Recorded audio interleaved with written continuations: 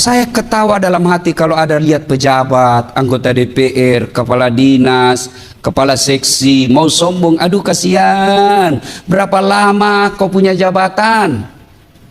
Maka semakin tinggi jabatan, semakin cakep, semakin cerdas, semakin kaya, tapi dia rendah hati. Itulah yang Allah cintai dunia sampai akhirat. Jangan sombong karena ilmu.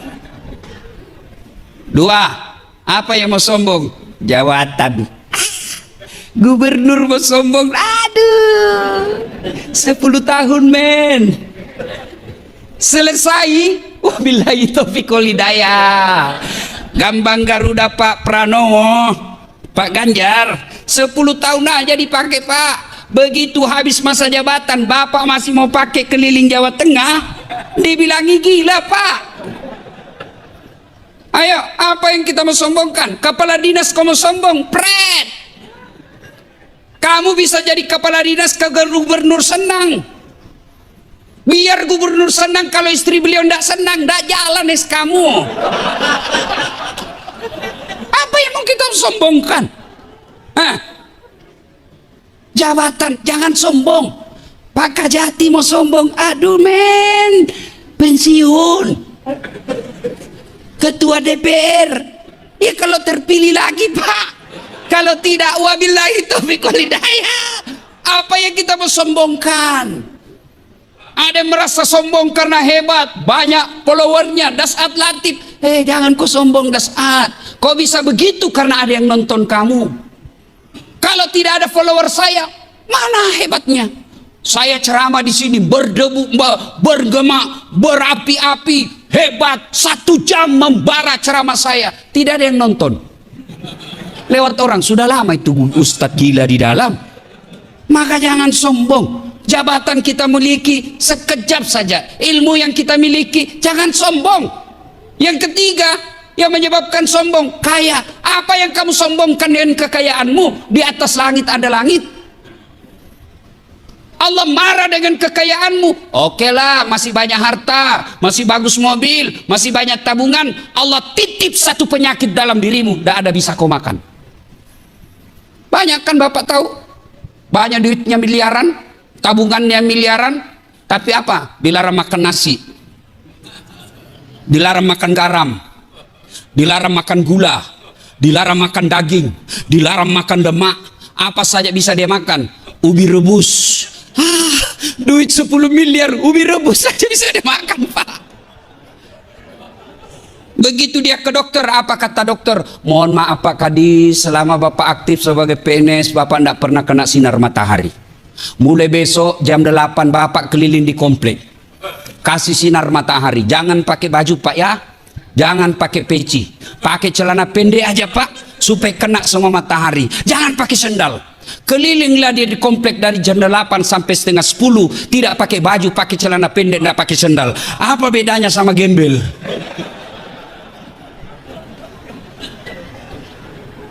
Ada 3 teman setan di dunia kata Allah.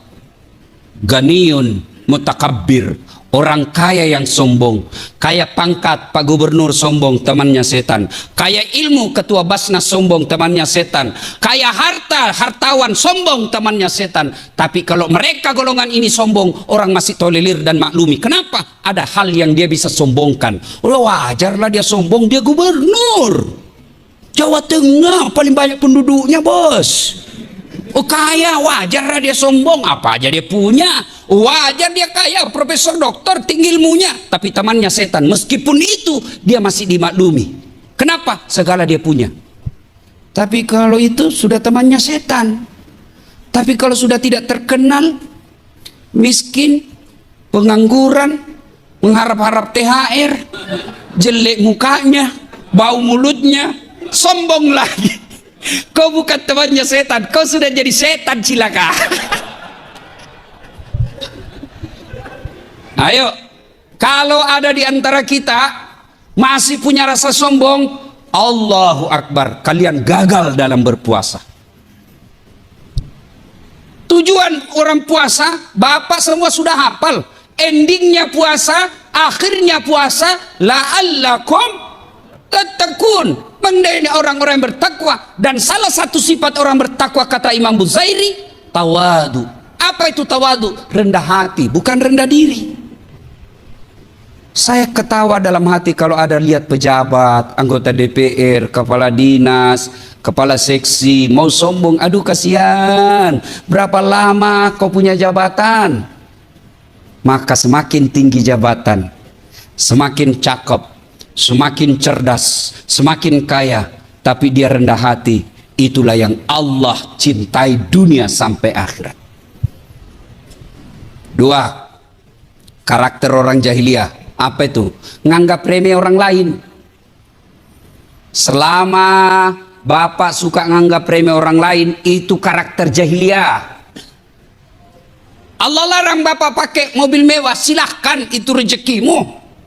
Allah larang pakai emas berlian, silahkan, itu rezeki, tidak dilarang Allah pakai. Kalau perlu pakai berlian itu gigi.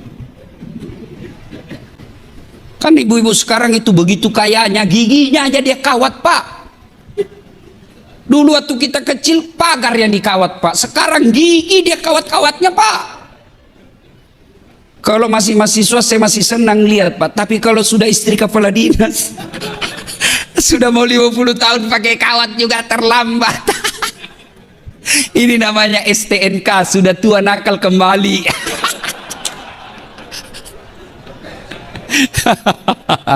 Sudahlah, daripada pasang behel bu, lebih baik itu harga behel kirim untuk kehidupan ibu dikubur. Nganggap remeh orang lain. Mana disebut nganggap remeh orang lain? Nih, bapak diangkat kepala dinas, meremehkan pegawai honor. Itu sombong, masyarakat jahiliyah itu. Ada pegawai honor di sini? Ada? Banyak kan? Saya tahu penyanyi lagunya kalau pegawai honor. Berakit-rakit dahulu, berenang-renang ke tepian, sakit-sakit dahulu, susah-susah dahulu, lalu kemudian tetap susah. Itu pegawai honor tuh. Sebelumnya PTT namanya kan, pegawai tidak tetap. 5 tahun kemudian TTP, tetap tidak pegawai.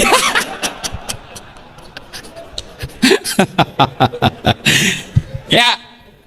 Nah, ketika masyarakat waktu itu di Mekah, jahiliyah namanya, sombong, nganggap remeh orang lain, takabur, congkak, itu kan Abu Jahal. Abu Lahab, Abu Jahal itu pak, beliau itu cinta sama Nabi. Dari Rasulullah lahir sampai usia 40 tahun, masyarakat Mekah senang sama Rasul. Bahkan masyarakat Mekah memberi gelar Muhammad Al-Amin, yang terpercaya. Kenapa? Mereka begitu cinta kepada Rasulullah. Bahkan Rasulullah ketika usia 36 tahun pernah menjadi tokoh pemersatu orang Mekah pada waktu itu. Ketika apa? Ketika Hajar Aswad, Makkah, Ka'bah dipugar, Hajar Aswad dibuka, kemudian mau ditempel kembali ke tempat semula. Bani-bani, suku-suku yang ada di Mekah bertengkar, berhari-hari tidak ada penyelesaian. Akhirnya mereka percayakan kepada Muhammad untuk menunjuk, ya Muhammad, siapa di antara kami yang kau tunjuk? Nabi buka serbannya, beliau ambil serbannya, serban 4 suku, 4 sudut, yang bertengkar 4 suku. Maka Nabi berkata, pegang suku sujudnya masing-masing serbanku, lalu angkat ini, kita angkat bareng-bareng, selesai masalah, menyelesaikan masalah tanpa masalah. Ibu tahu betul Pegadaian. Ini kalau mau ibu-ibu kalau dekat Lebaran itu sepupu dengan Pegadaian. Sampai-sampai ibu-ibu bilang, Pak, sudah mau Lebaran ini ganti gorden. Oke sayang, gampang. Ganti spray, gampang. Ganti kursi, gampang. Ganti tempat tidur, gampang. Sekalian saya ganti kau. Salatullah, salamullah ala toha rasulillah. Salatullah, salamullah ala yasin habibillah. Jadi di Mekah waktu itu pak, perempuan tidak ada nilainya. Apakah sekarang banyak begitu? Banyak sekarang. Kalau dulu zaman jahiliyah, lahir perempuan dikubur hidup-hidup. Itu zaman jahiliyah. Sekarang belum lahir dia kubur anaknya. Aborsi akibat perselingkuhan. Jahiliyah, wanita tidak ada nilainya sama sekali, dilahirkan hanya untuk melahirkan. Kerjaannya perempuan waktu itu dapur kasur sumur, sumur dapur kasur, kasur sumur dapur, itu aja mutar-mutar. Bahkan perempuan pada saat itu boleh diperdagangkan dan boleh dijadikan taruhan judi. Berturi kita berjudi, kalah kau suka istriku, pakai 2 hari. Nasibnya perempuan zaman itu tidak ada nilainya sama sekali. Siapa orang terhormat zaman jahiliyah? Mereka sastrawan yang pandai membuat sastra, hebat membuat sastra. Kalau diakui pada saat itu di Mekah, ditempel hasil kerjanya di Ka'bah, menjadi tokoh. Siapa yang hebat lagi waktu itu? Yang jago berkelahi. Siapa yang tidak ada kalahkan? Mereka menjadi tokoh, termasuk Umar bin Khattab disegani karena tidak pernah terkalahkan dalam duel. Masyarakat jahiliyah. Nah, Nabi gelisah. Muhammad usia 40 tahun. Kenapa kasihan ini orang Mekah begini? Kenapa dia sembah batu? Kenapa tidak saling menghormati? Kenapa ada budak?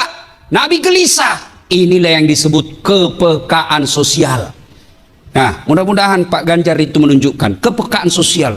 Kenapa masyarakat Jawa Tengah begini? Kenapa begini? Kenapa begini? Ini namanya kegelisahan, kepedulian sosial. Kalau ada pemimpin tidak punya kepedulian, maka akan terjadi bencana yang disebut neraka dunia. Punya kepekaan sosial. Akhirnya Nabi apa? Melakukan perenungan. Perenungannya di mana? Bukan di Facebook. Perenungannya di mana? Beliau naik ke gunung. Namanya Jabal Nur. Di Jabal Nur itu ada gua yang kita kenal dengan Gua Hira. Beliau kemudian beruslah. Bahasa Jawanya semedi. Benar, Pak? Hah? Ya, mulut bugis. Akhirnya berenung, lama berenung. Akhirnya di malam ke-17 Ramadan, nih pegawai-pegawai, saya kasih hadiah. Siapa yang tahu arti Ramadan? Ayo angkat tangan, Pak. Siapa yang tahu arti Ramadan? Saya kasih hadiah 2 lembar, 3 lembar. Ayo, pegawai. Ini yang di depan, kepala dinas mungkin ini. Ayo, Pak. Jangan cuma tahu proyek. Nah, jangan cuma vendor yang Bapak tahu. Ayo, siapa yang tahu artinya Ramadan? Ayo, yang di depan. Kamu yang di belakang apa?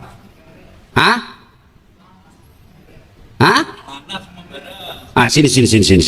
Di sini jawabnya. Ayo cepat sini. Ini pegawai negeri? Kepala dinas? Oke lah, mudah-mudahan jadi kepala dinas nanti. Oke, sini. Cepat sedikit. Monggo, permisi Pak Gubernur. Sebelum jawab ada passwordnya. Passwordnya siapa namanya bapaknya gubernur? Tidak Pak. Tidak tahu. Lain kali langsung jawab karena belum tentu juga di sini tahu. Itu namanya pemuda tidak pernah menyerah. Sekarang apa arti Ramadan? Panas membara. Bulan keberapa dalam kalender Hijriah? Ya wes iki. Nggih. Ya.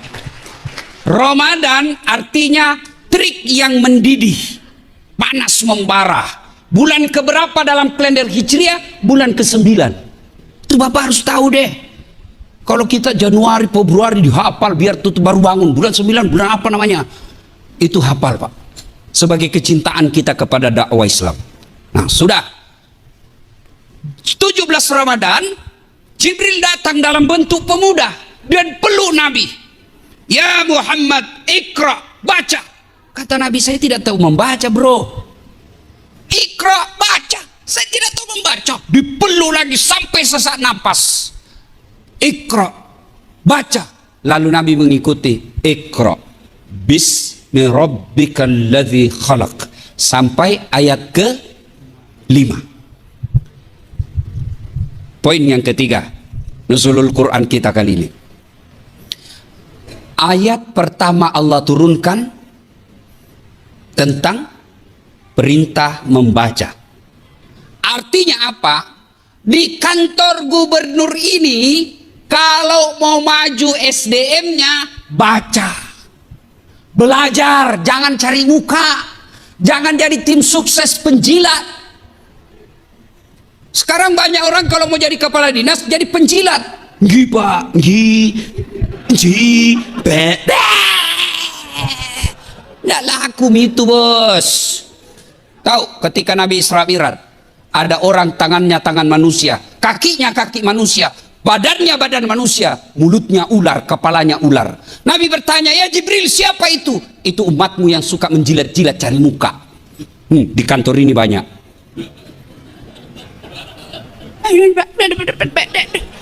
Santai saja bos, kayak tidak punya sudah harga diri.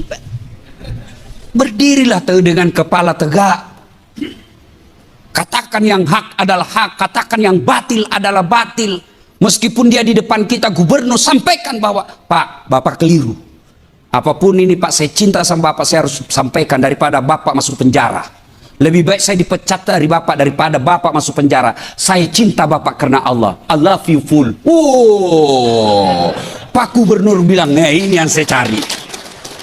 Daripada bosnya masuk penjara. Ada juga itu pura-pura baik di depan kita Pak. Tujuannya apa? Supaya dia ditangkap, dia yang jadi kepala dinas. Ini jeleknya ini dalam dunia birokrasi. Ketua DPR dibawanya berdoa mudah-mudahan supaya dia diganti Pak. Pergantian antar waktu. Nah, Bapak Ibu saudara-saudara sekalian, belajar. Bapak mau diangkat derajatnya, pegang ini. Allah janjikan dalam Al-Quran, yarfa'illahu alladhina amanu minkum walladhina utul ilma darajat. Allah angkat derajatnya. Orang yang beriman, berilmu pengetahuan. Maka selesai besok ini, Bapak Gubernur di sisa jabatan beliau panggil kepala dinas. Pak Kadis ini, kamu keliling seluruh Jawa Tengah ini, cari anak-anak kita yang cerdas, tidak peduli apa agamanya, tidak peduli apa sukunya. Cari mereka, sekolahkan mereka sampai sepuas-puasnya dia mau sekolah, dibiayai oleh pemerintah. Itu yang disebut Iqra. Sekolah, bapak-bapak kepala dinas, sekolah, belajar. Sekarang enak orang belajar online Anda. Apa, mentang-mentang dekat sama Pak Gubernur, baru 5 tahun jadi pegawai sudah dipromosi. Saya ini sudah 9 tahun tidak pernah promosi. Ya betul Bapak 9 tahun, dia 4 tahun cepat dipromosi. Kenapa? Otaknya Pentium 4 Pak. Cepat loading, gambarnya jelas, pulsanya kuat. Bapak 9 tahun prosesor Pentium 1. Gambar kabur, lambat loading. Disuruh bikin surat, sudah Pak, sudah Pak, mana tinggal di print Pak, belum sudah namanya itu. Bapak ketawa karena banyak di antara kita begitu kan. Maka kalau mau diangkat derajatnya, belajar. Ali bin Abi Thalib pernah ditanya, ya Imam, kalau kau disodorkan antara harta dengan ilmu, pilih mana? Bapak-bapak kalau disodorkan sama gubernur, Pak, nih iPhone 13 atau kitab Durratun Nasin, Bapak pilih mana? Kitab. Pencitraan. Ali bin Abi Thalib, ya Imam, kalau kau disodorkan antara harta dengan ilmu, pilih mana? Ali bin Abi Thalib dengan mantap, saya pilih ilmu. Kenapa ya Imam? Ada 3 kelebihan ilmu dibanding harta. 1, harta kamu yang jaga, ilmu dia yang jaga kamu. Bapak punya duit 5 juta, masukkan kaleng-kaleng, gembok kalengnya, 1 gembok, masuk lemari, gembok lagi lemarinya, 2 gemboknya, keluar kamar, gembok lagi kamar, 3 gemboknya, keluar rumah, gembok lagi rumah, 4 gemboknya, keluar pagar, gembok lagi pagarnya, 5 gemboknya, sampai kantor gubernur hilang kuncinya. Apa ndak setengah mati dijaga itu duit? Tapi kalau ilmu, dia yang jaga kamu. Mana buktinya? Pak Ganjar kemana-mana dikawal Satpol PP, polisi setengah. Saya Satpol, saya Ustad, dijaga, dikawal. Kenapa? Karena punya ilmu. Tidak mungkin jadi gubernur kalau beleng-beleng. Maka kalau ilmu, dia yang jaga kalian. Kalau harta, kalian yang jaga dia. Maka belajar. Belajar ilmu apa saja. Belajar ilmu sawit, bismi rabbikal ladzi khalaq. Belajar ilmu matematika, belajar ilmu fisika, ilmu kedokteran, administrasi negara. Silakan pelajari semua, pelajari dengan catatan bismi rabbikal ladzi khalaq, mengagungkan nama Tuhan. Kalau bapak semakin tinggi sekolahnya, makin banyak gelarnya, tapi semakin jauh dari Allah, percaya itu bukan ilmu, tapi ilmu sekedar tahu. Itu namanya sekedar tahu. Ilmu adalah orang yang mendekatkan dirinya kepada Allah Subhanahu wa taala. Itulah ilmu yang berkah. Selesai. Yang ketiga, belajar. Kemudian setelah Rasulullah menggigil, setelah dipeluk oleh Jibril, kembali Nabi ke rumahnya. Sampaikan kepada Khadijah, wahai istriku, saya menggigil kedinginan, selimuti saya. Kira-kira kalau Pak Kadis 3 hari 3 malam keluar rumah, nggak ada kabar, ditelepon mati handphonenya, pulang-pulang kedinginan, lalu katakan ke istri, Bu, selimuti saya, Bu, saya kedinginan. Kira-kira apa singkatnya, Ibu? Bapak diselimuti. Nggak, Pak, interogasi. Dari mana kau pulang-pulang kedinginan? Mana itu HP-mu? Memang ini laki-laki kurang ngajar ini. Tapi Khadijah tidak. Hikmah keempat, keluarga sakinah, keluarga bahagia, itulah yang disebut fid dunya hasanah. Bapak selalu berdoa fid dunya hasanah. Mana sih itu dunia hasanah? Kebahagiaan di dunia, keselamatan di dunia. Mana kebahagiaan di dunia? Satu diantaranya punya istri yang baik. Rasulullah salah satu sebab penopang dakwah beliau punya Khadijah yang sangat dicintai. Ketika Rasulullah sallallahu alaihi wasallam ditinggal Khadijah, beliau sedih. Maka kita dalam sejarah Islam kita kenal dengan istilah tahun duka cita. Nabi menyebutnya tahun duka cita. Kenapa? Karena ditinggal istri beliau. Sampai Rasulullah bersabda, barang siapa seorang wanita, seorang istri ditinggal, meninggal, lalu dia berkata suaminya, aduh, baik betul istri saya, ya Allah, kenapa terlebih dahulu engkau mencabut nyawanya? Meskipun dia gendut, tapi aku sayang dia, ya Allah. Kenapa bukan istrinya tetanggaku yang suka selingkuh? Aku sayang istriku, ya Allah. Dunia akhirat aku mencintainya. Tanda-tanda ibu penghuni sorga. Tapi kalau sebaliknya, begitu ibu meninggal, suami masuk kamar berteriak, merdeka!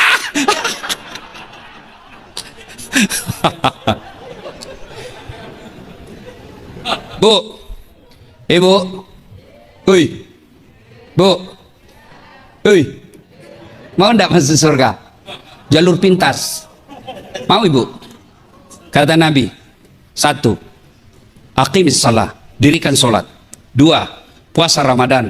3, jaga harga dirimu. 4, patuhi perintah suamimu. Kata Nabi, tadkhulul jannati bisalam. Ibu, kau masuk surga dengan segala kehormatan. Pintu mana saja kau mau. 4 aja syaratnya. Lebih susah jadi caleg. Benar. 4 aja syaratnya, Bu. Nabi sudah katakan, kau masuk surga deh dari pintu mana kau suka.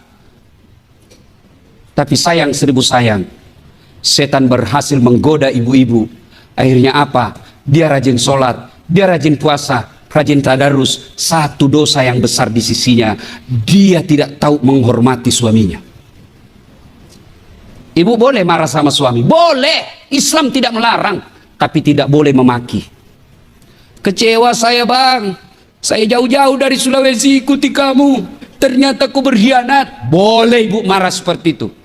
Tapi kapan ibu memaki, bodoh memang kamu, laki-laki apa ini, S2 tapi goblok. Bapak pernah digoblok-goblok sama istri?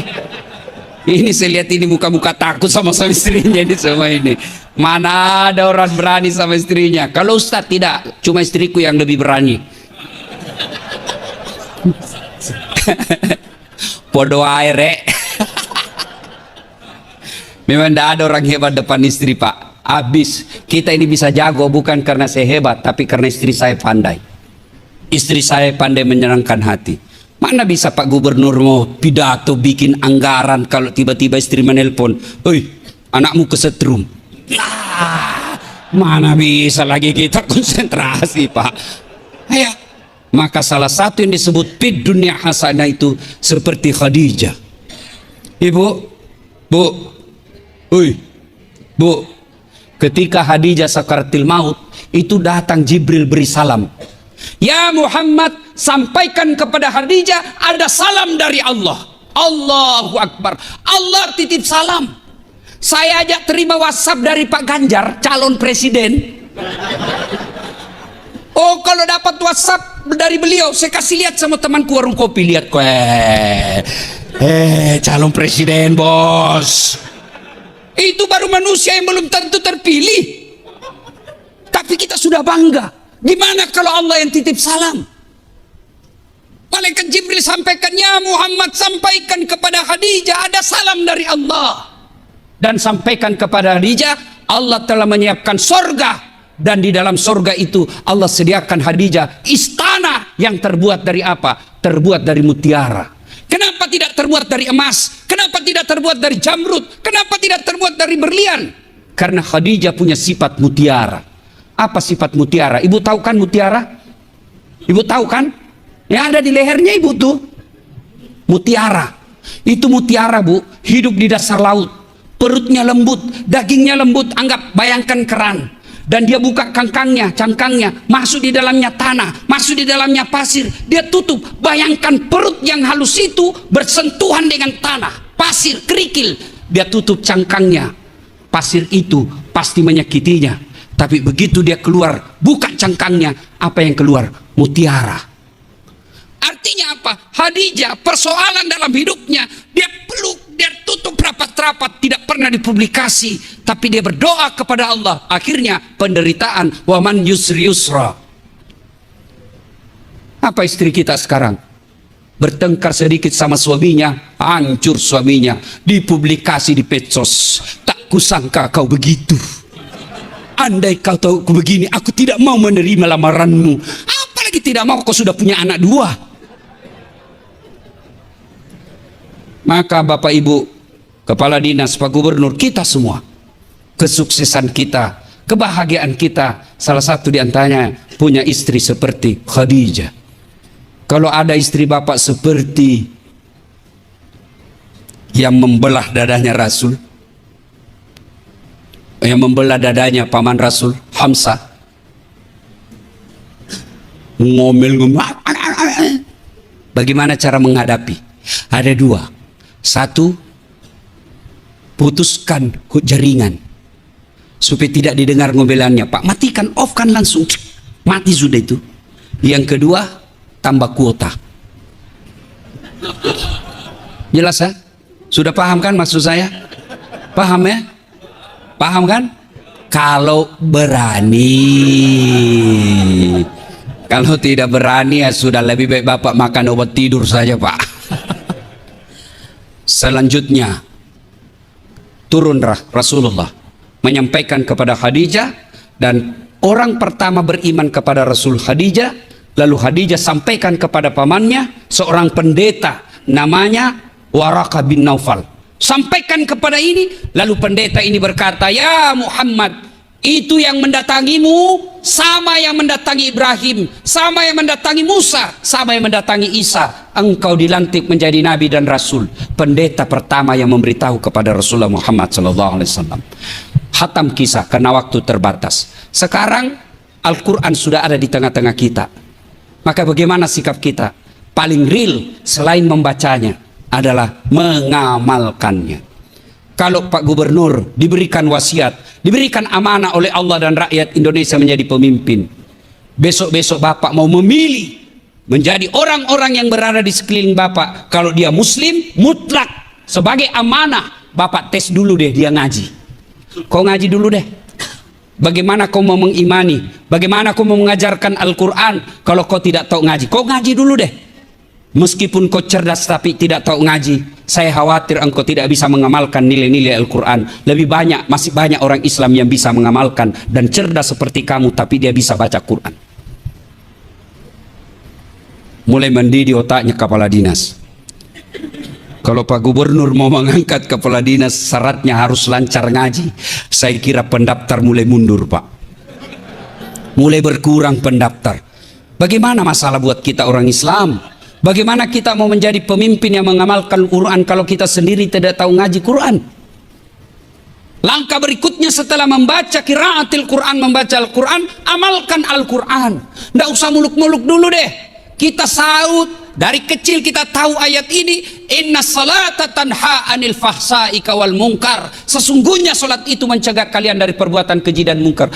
Loh, kenapa ini kata Pak Gubernur? Rajin dia salat tapi pembohong. Rajin dia salat tapi tukang nipu. Dia rajin salat tapi tidak amanah. Rajin salat tapi ngambil uang-uang negara. Katanya salat mencegah perbuatan keji dan munkar. Yang salah adalah periksa tata cara pelaksanaan salatnya.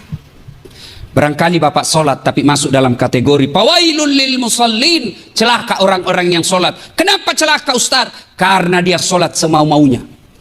Sholat aja pak, mulai takbir aja semau-maunya.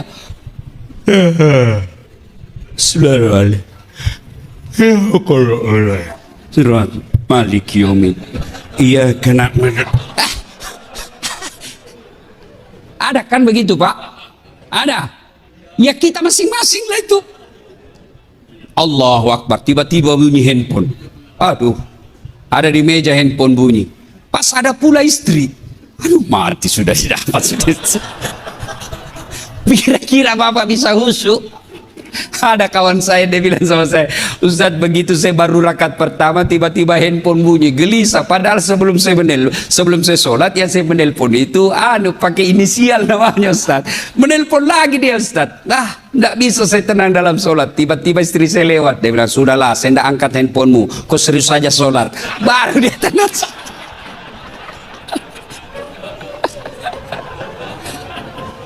Kan banyak yang begitu. Gimana bagus bisa mencegah sholat kita, bisa mencegah kekuatan keji dan mungkar kalau sholat kita main-main?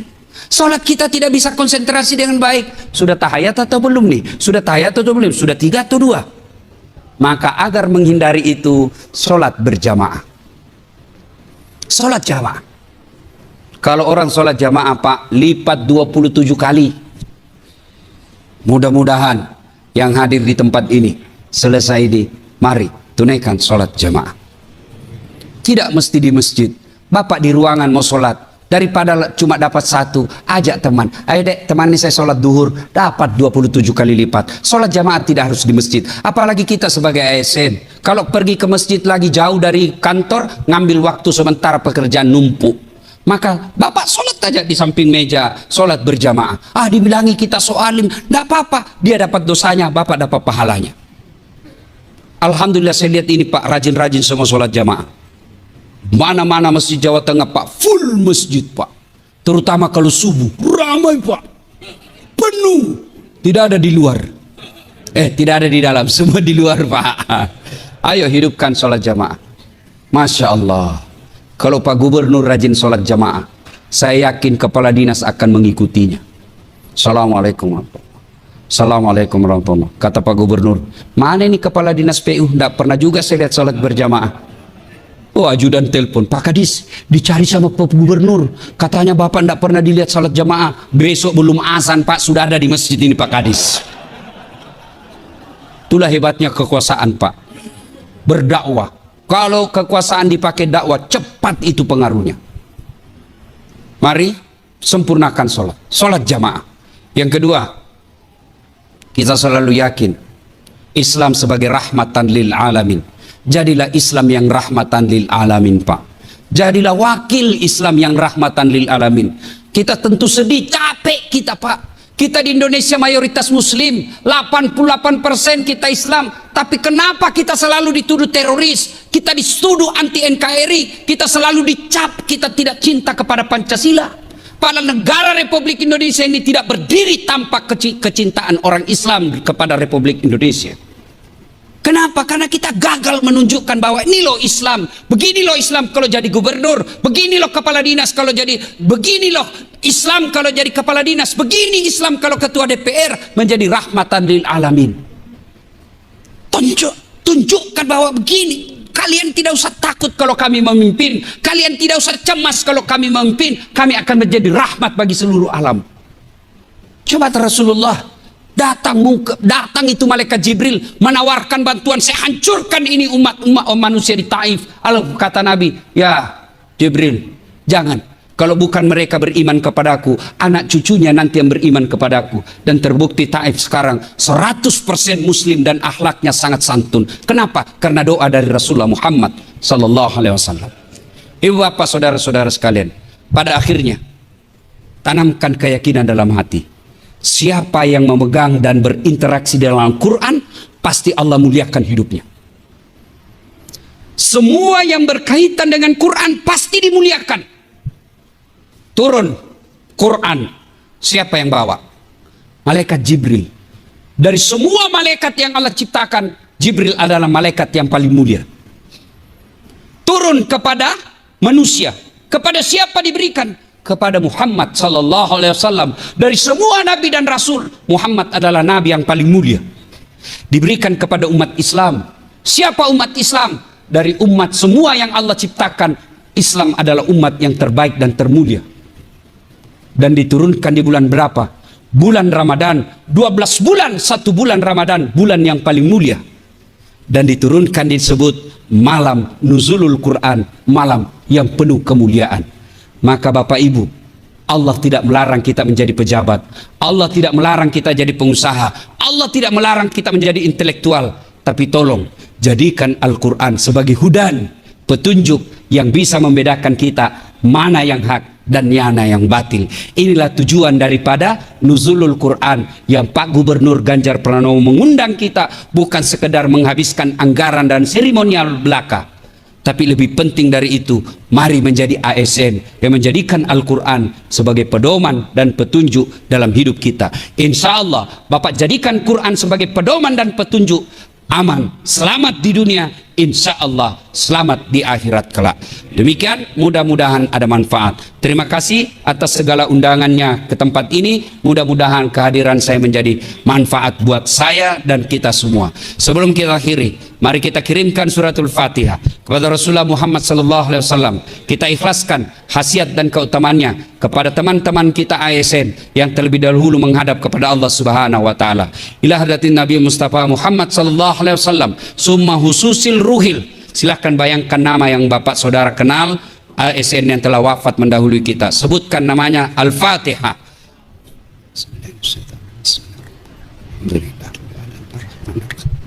Ya kan. Amin. A'udzu billahi minasyaitonir rajim. Bismillahirrahmanirrahim. Allahumma shalli ala sayidina Muhammad wa ala ali sayidina Muhammad. Allahumma ghafir lil mu'minina wal mu'minat wal muslimina wal muslimat al ahya'i minhum wal amwat innaka sami'un qaribun mujibud da'wat wa kadiyal hajat. Allahumma ghafir lana wa liwalidayna warhamhuma kama rabbayana shaghira. Rabbana la tuzigh qulubana ba'da idh hadaytana wa hab lana min ladunka rahmah innaka antal wahhab. Rabbana atina fid dunya hasanah wa fil akhirati hasanah wa qina adzabannar. Subhana rabbika rabbil izzati amma yasifun wa salamun alal mursalin walhamdulillahi rabbil alamin. Izin ada yang terlupa Pak, satu kali sedikit lagi, minta 3 menit. Bapak Ibu, ini isinya air putih. Bapak Ibu, ini isinya air putih. Kalau air putih halal atau haram? Halal, jernih, bersih.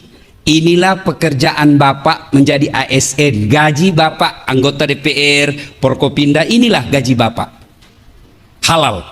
Tapi ketika Bapak tidak mengeluarkan zakat, Bapak tidak keluarkan zakat hartanya, zakat penghasilannya, maka ibaratnya saya celupkan tangan saya di kloset. Mohon maaf, beribu maaf, bukan bermaksud jorok.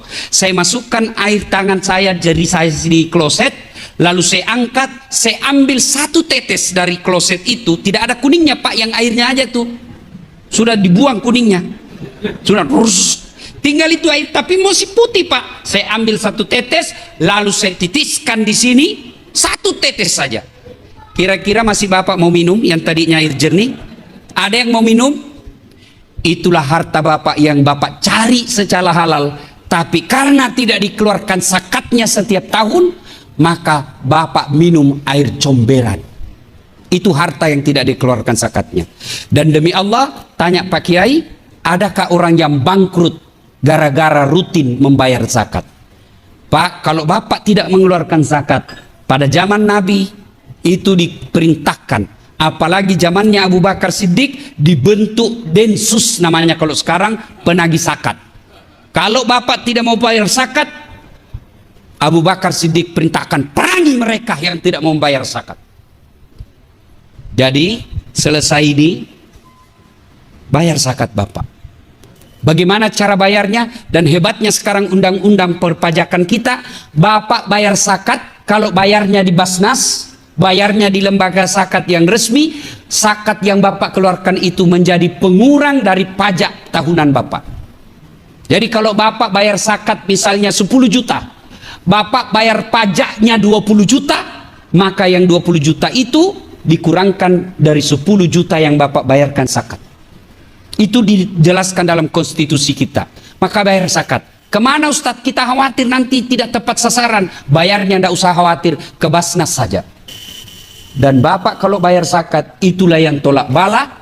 Kalau misalnya Bapak sudah di dalam daftarnya Pak Gubernur, mau dimutasi. Tiba-tiba Bapak bayar zakat dan sedekah, ternyata namanya Bapak tidak dilihat sama Pak Gubernur, tidak masuk daftar.